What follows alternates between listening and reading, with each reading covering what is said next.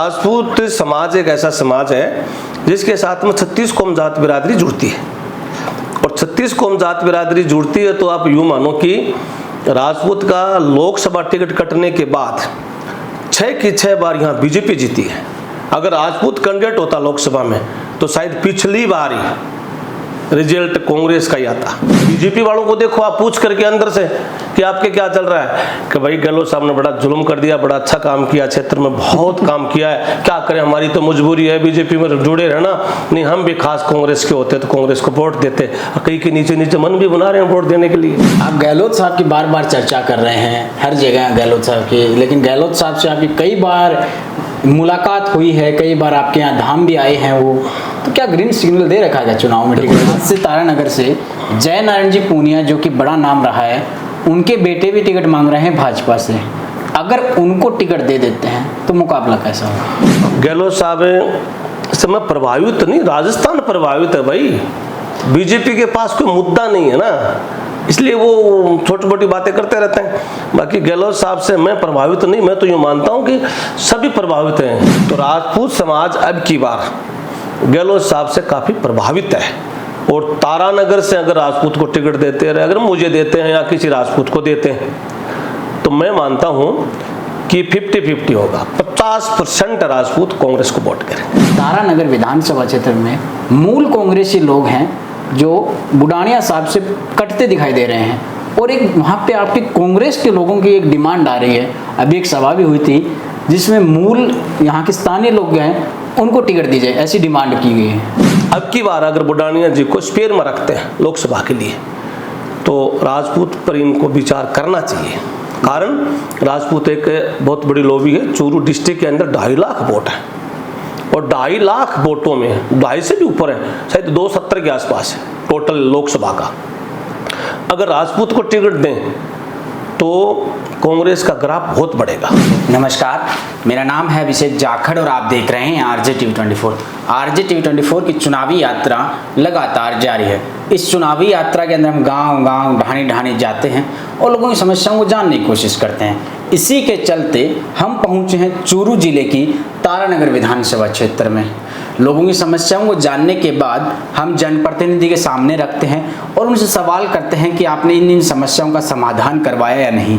अगर सत्ता में है तो उनसे जो उन्होंने कार्य करवाए उनके बारे में सवाल करते हैं, और अगर विपक्ष में है तो उनसे सवाल करते हैं कि अगर आप सत्ता में आते हैं तो क्या इन पर इम्प्लीमेंट करवाएंगे या नहीं कराएंगे। इसी के चलते आज हमारे साथ खास मेहमान हैं जो अमरपुरा धाम है उनके महंत साहब, उनसे जानने की कोशिश करते हैं। कांग्रेस के नेता हैं और गहलोत साहब हैं, उनसे भी कई बार मुलाकातें होती रहती है, तो ये भी जानने की कोशिश करते हैं कि क्या गहलोत साहब ने ग्रीन सिग्नल दे रखा है या नहीं, क्योंकि अक्सर बड़े बड़े नेताओं से मुलाकात होती रहती है तो कुछ ना कुछ तो खास होने वाला है, या यूं कहें तारानगर में कुछ ना कुछ तो खिचड़ी पक रही है। आइए जानते हैं। नमस्कार सर, आपका RJTV24 पर स्वागत है। नमस्कार अभिषेक जी। सर, सबसे पहले तो मैं आपके परिचय से शुरुआत करना चाहूँगा कि आप एक जो धाम है उसके पीठाधीश हैं, महंत हैं, तो राजनीति में कैसे आना हुआ? सबसे पहले तो आपके RJ24 चैनल को हमारी तरफ से बधाई, और आपके सभी दर्शकों को बधाई, नमस्कार। ऐसा है, राजनीतिक और धार्मिक दोनों एक ही बात है। मुझे नहीं लगता कि राजनीतिक अलग है, धार्मिक कुछ अलग है जी। राजनीतिक में जनता की सुनाई होती है, धार्मिक में भी व्यक्ति अपने आप को बदल सकता है, अपने आप में बदलाव कर सकता है, बराबरी है जी। आप अमरपुरा धाम है जो कि यहाँ के आसपास के क्षेत्र में काफ़ी प्रभाव रखता है, वहाँ पे काफ़ी लोग आते हैं, आस्था के अंदर बना हुआ है। तो मैं ये चीज़ जानना चाहता हूँ, इस आस्था के अंदर से आप तारानगर की जनता में क्या बदलाव कर सकते हैं? ऐसा है, वैसे तो अमरपुरा धाम आज से नहीं, हमारी पीढ़ियों से लोक देवता श्री पाऊजी महाराज का मंदिर है, और हमारे पूर्वजों से, पुरखों से ये परंपरा है कि हम लोग वहाँ पूजा आराधना करते हैं। जिस परिवार के इष्ट देव हैं, कुल देव हैं, उस हिसाब से लोग बाग काफ़ी आते हैं जी। रही बात राजनीतिक चर्चा की तारानगर विधानसभा क्षेत्र की, मैं तो एक धार्मिक व्यक्ति होने के नाते मैं ये चाहता हूँ कि राजनीतिक वैसे तो सबको करनी चाहिए, और राजनीतिक में सबको आना चाहिए, ताकि आम पीछे की पंगत में जो व्यक्ति बैठा है उसकी बात उठा करके और ऊपर जो गद्दी पर बैठे वहाँ तक पहुँचाएं जी कि फलाने गांव में, उस ढाणी में, उस एरिया में ये समस्या है। तो राजनीति करना तो इसलिए चाहिए कि कई ऐसे लोग हैं बेचारे जो खेतों में, ढाणियों में अपने कृषि से या अपने पशुपालन से जीवन यापन कर रहे हैं। बिल्कुल। उनकी बहुत सी समस्या ऐसी होती है कि ऊपर तक नहीं पहुंच सकते जी। तो राजनीतिक मैं करूँगा, कोई भी करे जी। राजनीतिक करने वाले व्यक्ति को और उस व्यक्ति की बात अगर प्रशासन संबंधित है तो जिला कलेक्टर महोदय को जाकर के उनको ले जाकर के उनका सुनना चाहिए। पानी की समस्या है तो वाटर बॉक्स में जाकर के ऐसी एक्शन जो भी हैं उनको बताना चाहिए कि इस व्यक्ति की समस्या है। बिजली की है तो मेरा कहने का है कि राजनीति करना चाहिए। और मेरे भी जितने जुड़े हुए लोग हैं मेरे से, वो सब कह रहे हैं कि भाई अच्छे लोग जब तक राजनीतिक से नहीं जुड़ेंगे तो शायद बदलाव नहीं आएगा। आप राजनीति की बात कर रहे हैं, सुनवाई की बात कर रहे हैं, जनता की जो जन सुनवाई होती है उसकी बात कर रहे हैं कि अंतिम छोर में बैठे उस व्यक्ति की भी आवाज़ बननी चाहिए।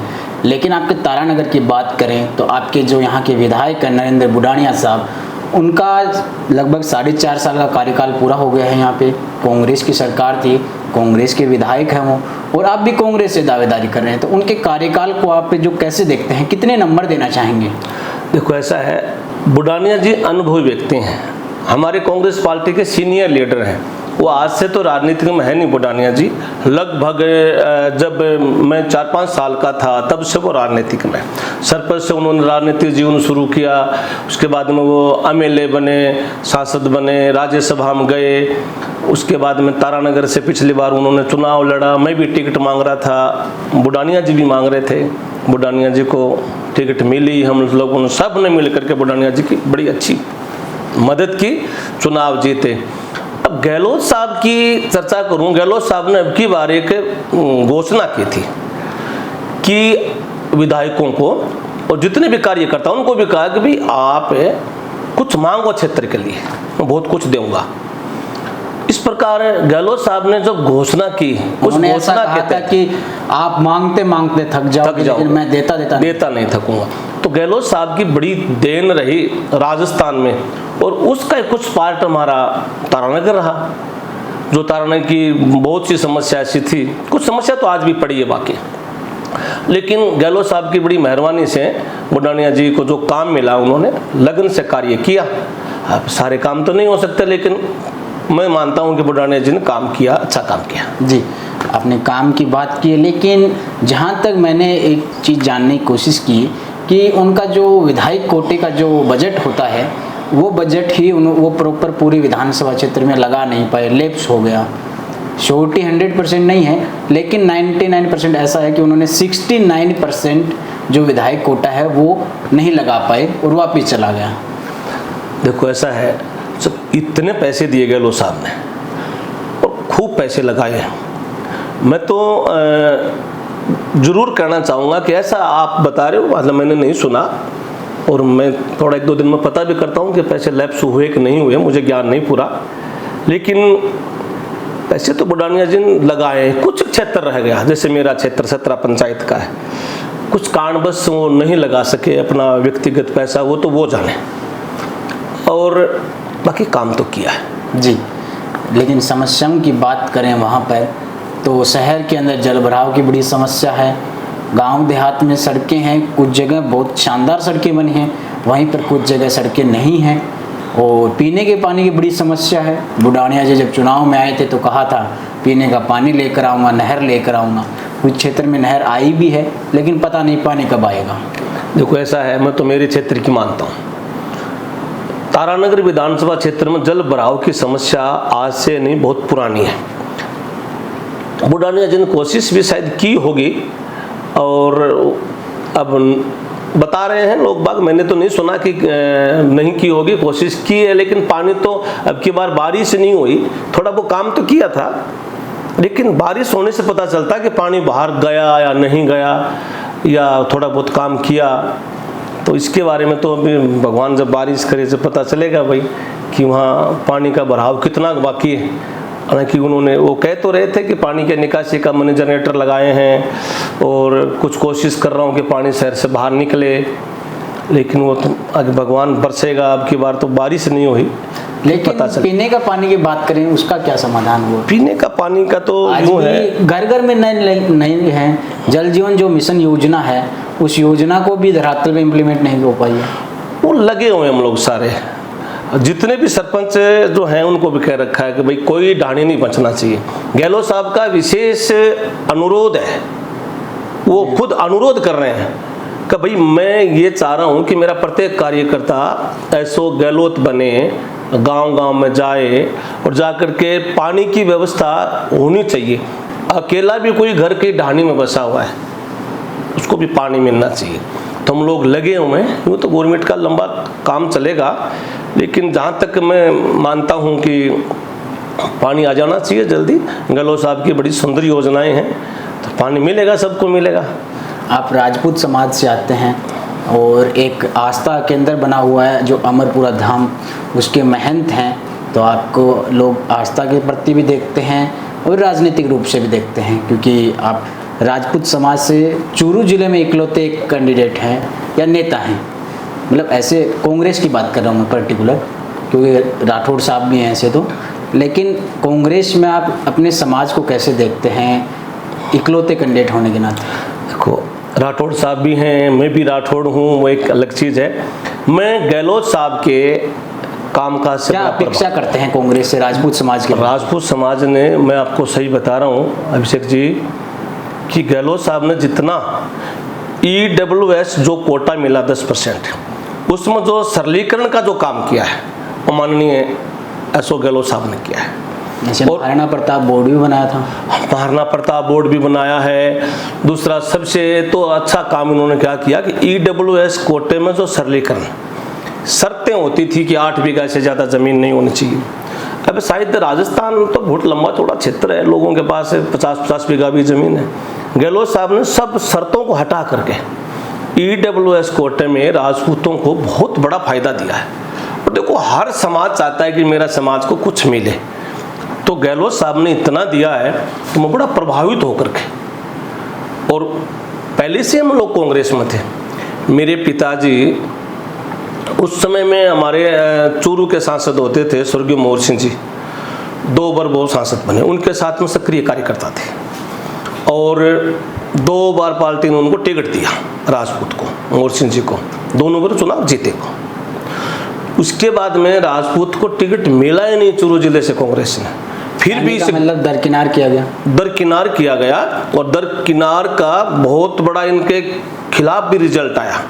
राजपूत समाज एक ऐसा समाज है जिसके साथ में 36 कौम जात बिरादरी जुड़ती है, और 36 कौम जात बिरादरी जुड़ती है तो आप यूँ मानो कि राजपूत का लोकसभा टिकट कटने के बाद 6 की 6 बार यहाँ बीजेपी जीती है।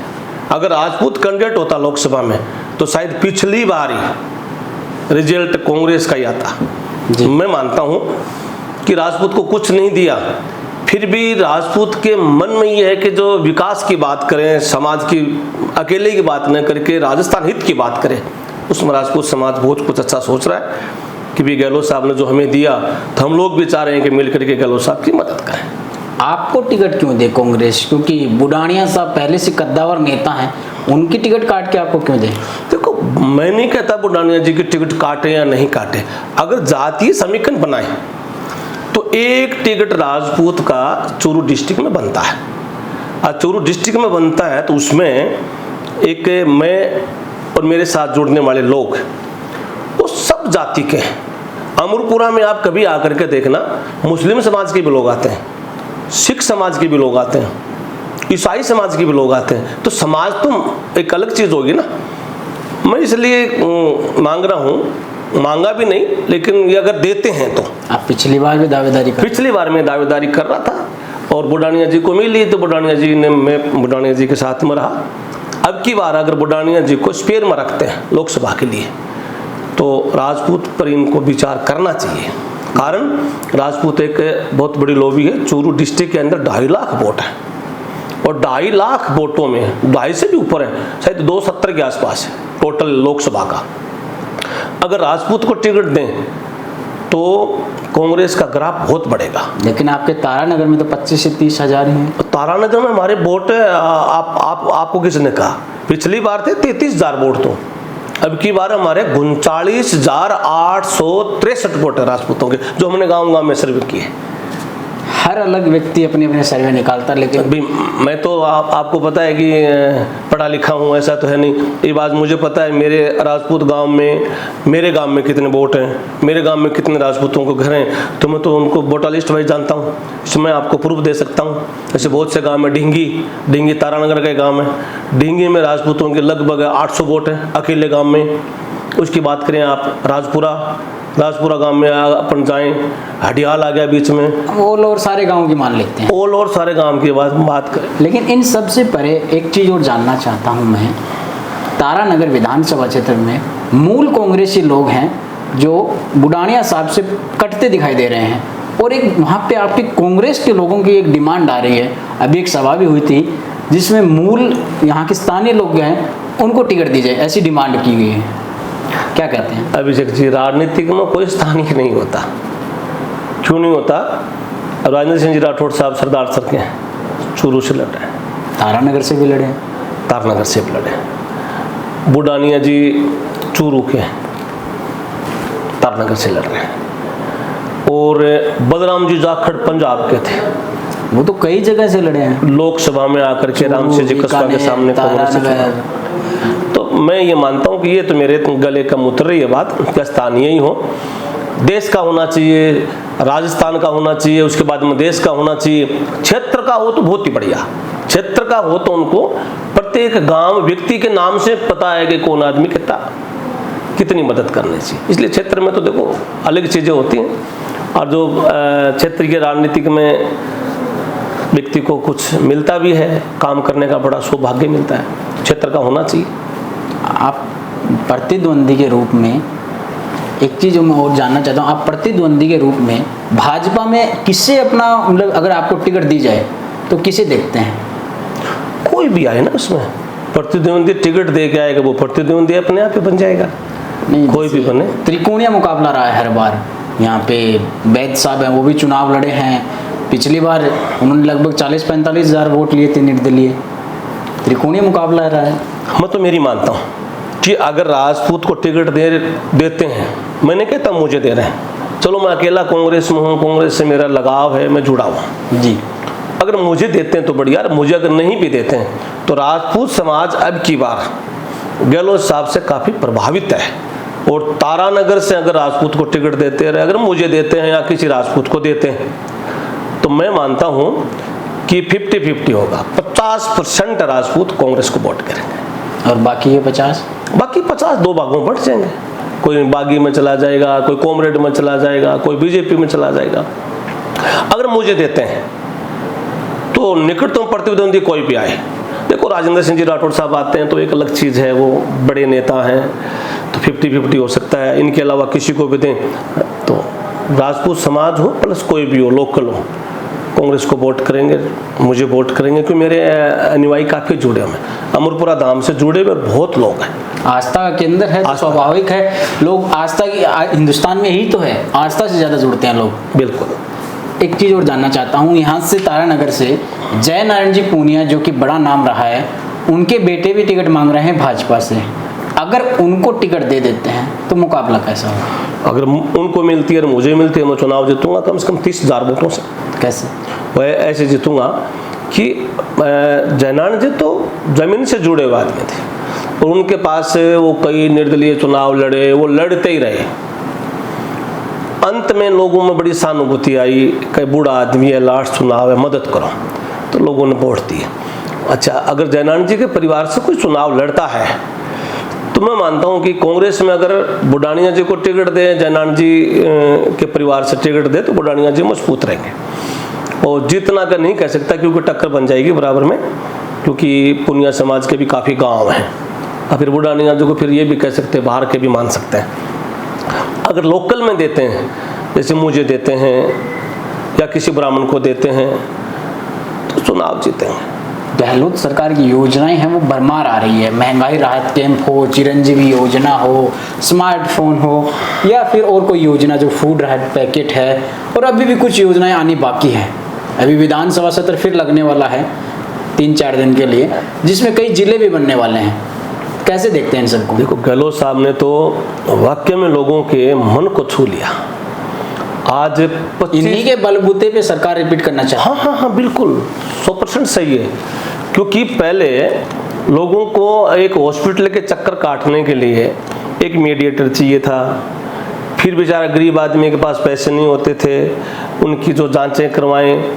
आज 25 लाख तक एक आम परिवार को 25 लाख तक का फ्री इलाज मिल रहा है।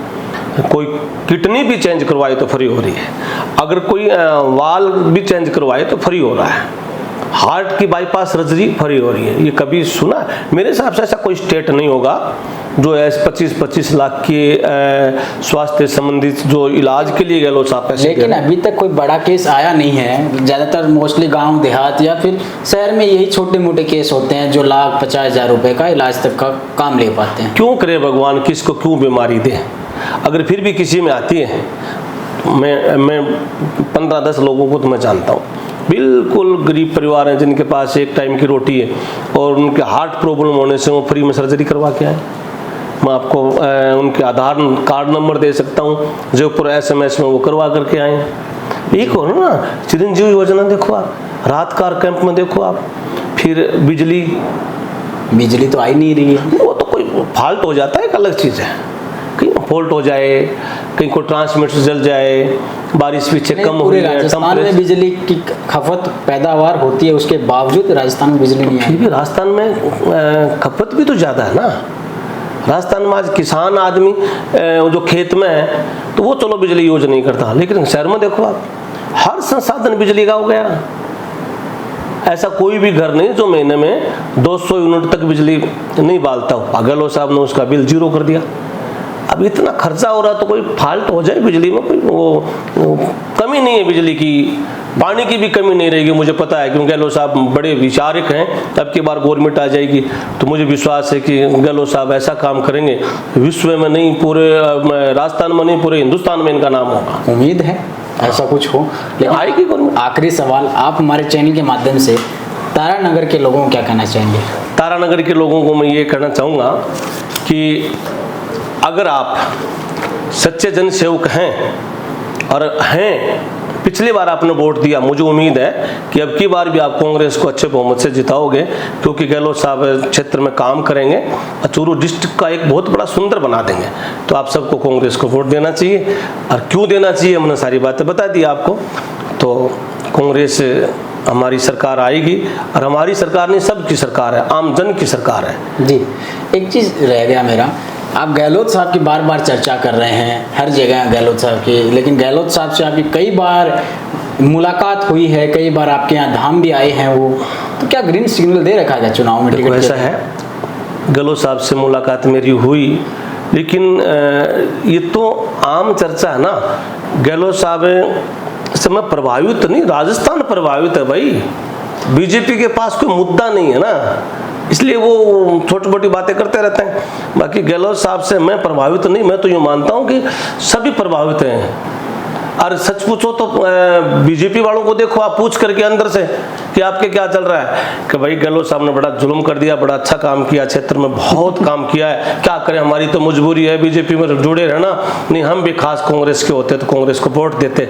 कई के नीचे नीचे मन भी बना रहे हैं वोट देने के लिए। तो मैं कह रहा हूँ सरकार कांग्रेस की आएगी, ये तो आने वाला वक्त बताएगा। लेकिन खैर ठीक है, ये थे हमारे साथ महंत सुरेंद्र सिंह जी, जो कि अमरपुरा धाम है वहाँ के महंत हैं। अब ये भी देखना दिलचस्प होगा कि तारानगर विधानसभा क्षेत्र में कांग्रेस से टिकट किनको मिलती है और भाजपा से टिकट किनको मिलती है, ये तो आने वाला वक्त बताएगा। लेकिन आप RJTV24 की चुनावी यात्रा को लगातार देखते रहिए। फिर मिलते हैं किसी गाँव में, किसी देहात में, तब तक के लिए मुझे दीजिए इजाज़त। नमस्कार।